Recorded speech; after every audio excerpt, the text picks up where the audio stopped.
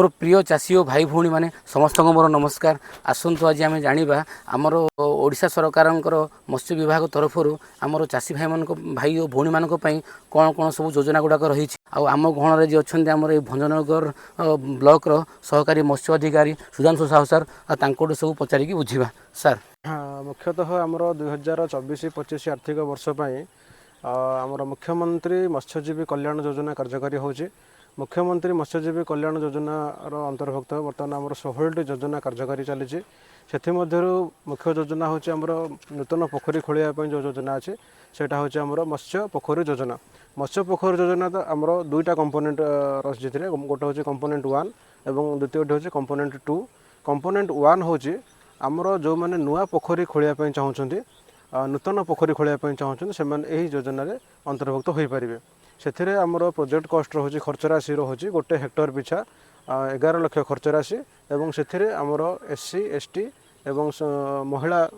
गोष्ठी मान 50% रिहाती रोचे एवं आमर साधारण वर्ग चाषी भाई मानी आमर से 40% रिहाती रोचे। से हिसाब से आमर गोटे योग्य बेनिफिशियरी सर्वाधिक 2 हेक्टर पर्यंत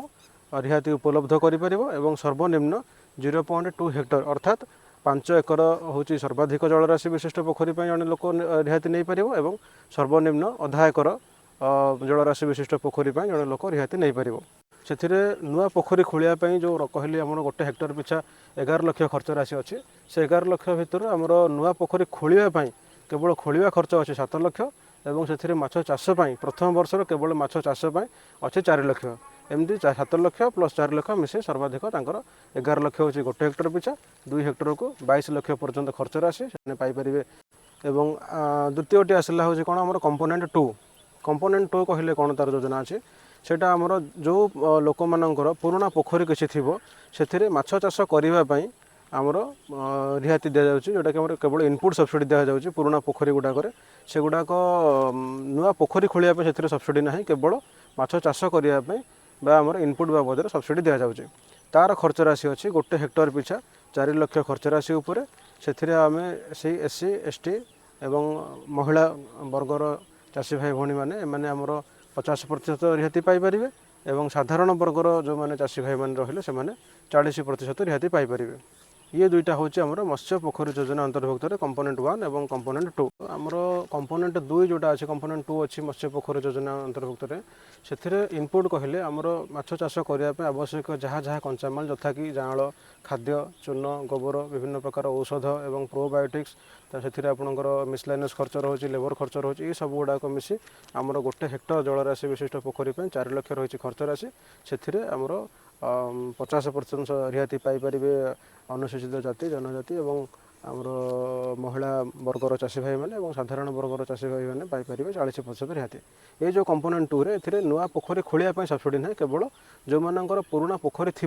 से माछ चाष करने चाहूथे से माने सुविधा उपलब्ध करें। बर्तमान आसतु आपण तो प्रथम योजना विषय जानीपारे आसतु बर्तमान द्वितीय योजना संपर्क में जाना सर। मोर द्वितीय योजना गोटे अच्छी जोटा कि बायोफ्लक पद्धति माछ चाष आज्ञा आगुरी कौन होता लोक मैंने पोखरी माछ चाष करुले बर्तमान नुआ नुआ योजना आमर सब आसूँ सीमेंट कुंड बा आमर तारपोलिन कुंड में माछ चाष करने सीमित जलराशि जगार कम खर्च कम माने खर्च राशि कम खाद्यर खर्च अधिक डेनसीटी आम रखी माछ चाष कर तो से जो माछ चाष पद्धति को आम बायोफ्लक कहुच्छे एमर गोटे लोक सर्वनिम्न 2 गोटी टांकी तैयारी कर माछ चाष कर सर्वाधिक 6टी टांकी तैयारी कर माछ चाष कर सीमेंट कुंड करेंगे तारपोलिन कुंड करेंगे और आपणकर 2 और 4 और 6 2टी टांकी कले खर्च राशि रहा 2 लाख टंका 4टी टांकी कले खर्च राशि रहा 4 लाख टंका और 6टी कुंड तैयारी कले खर्च राशि रहा 6 लाख टंका। तो से आपणकर सब्सिडी रिहातीर व्यवस्था रही आमर अनुसूचित जाति जनजाति और महिला वर्गर चाषी मानक रही 60% सब्सिडी और साधारण वर्गर चाषी मानक रही 40% सब्सिडी। हेले सर मोर गोटे मनरे प्रश्न जदि सर से माने जो कहले आपण ये बायोफ्लक खाली स्ट्रक्चर तैयारी करने ना स्ट्रक्चर तैयारी कलापर ता सहित माछ आन्य जहाँ तार खाद्य दरकार पड़ा से उपर रिहाती रही से आमर जो आपको कहली 2 लाख खर्च राशि अच्छी गोटे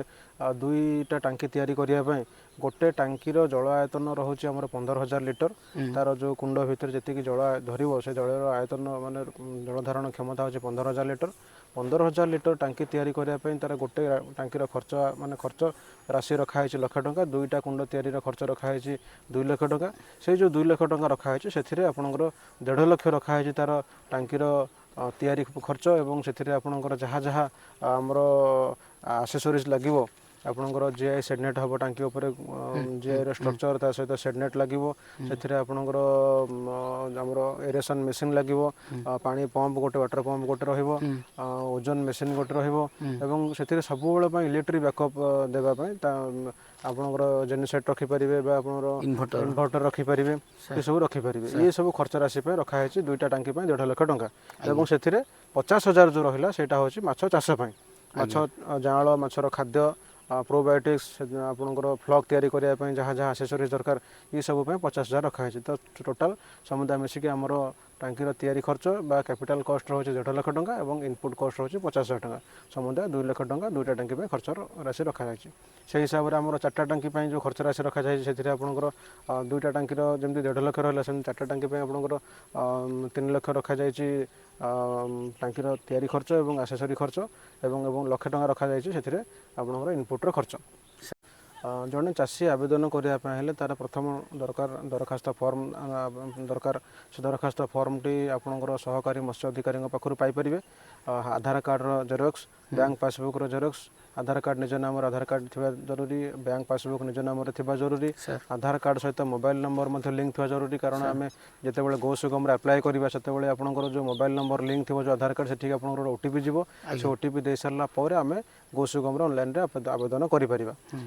आम जदि जमीर कागजपत्र उपरक आसवा जमीर कागजपत्र निज नाम हम जदि आपंकर जॉइंट प्रॉपर्टी रोचे